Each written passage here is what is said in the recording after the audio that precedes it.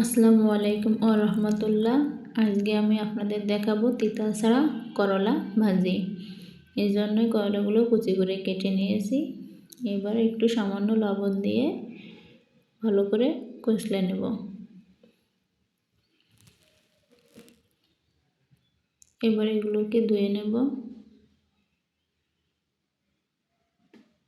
ধুয়ে পানি ঝরিয়ে নেব। এখানে আমি আবার কেটে রেখেছি 2টা মিডিয়াম সাইজের আলু। কড়াইতে দিয়ে দিলাম পরিমাণ মতো তেল।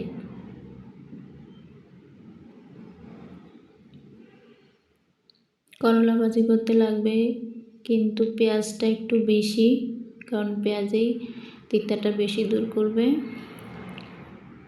ব্রাউন করে ভাজা যাবে না, হালকা করে ভাজতে হবে।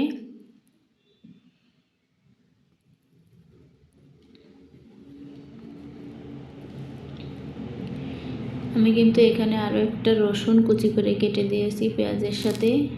এগুলোকে হালকা করে ভেজে এবার করলাগুলো দিয়ে দিতে হবে।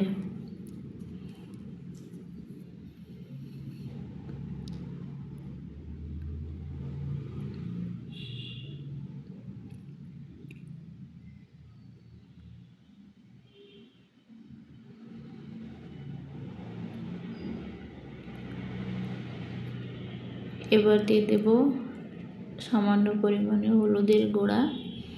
আমি কিন্তু এখনই কোনো লবণ ব্যবহার করিনি, লবণটা আমি শেষে ব্যবহার করব।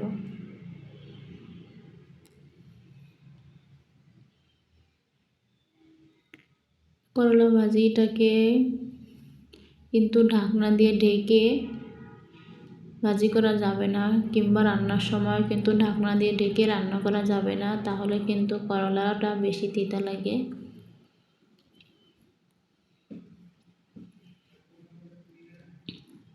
তো যখন করলাটা এবং আলুটা প্রায় 80% সিদ্ধ হয়েছে, তখন আমি এতে দিয়ে দিলাম লবণ।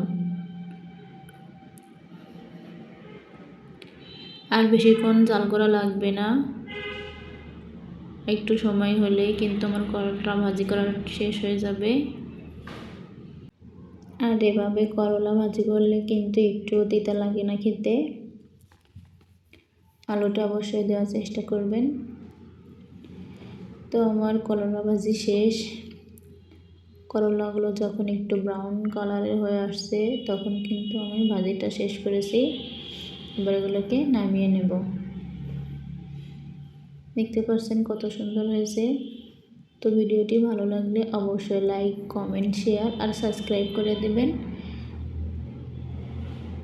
আমার এই ছোট্ট চ্যানেলের সাথে থাকবেন। আজ এই পর্যন্তই, ফিরে আসবো অন্য কোনো নতুন ভিডিও নিয়ে। আল্লাহ হাফেজ।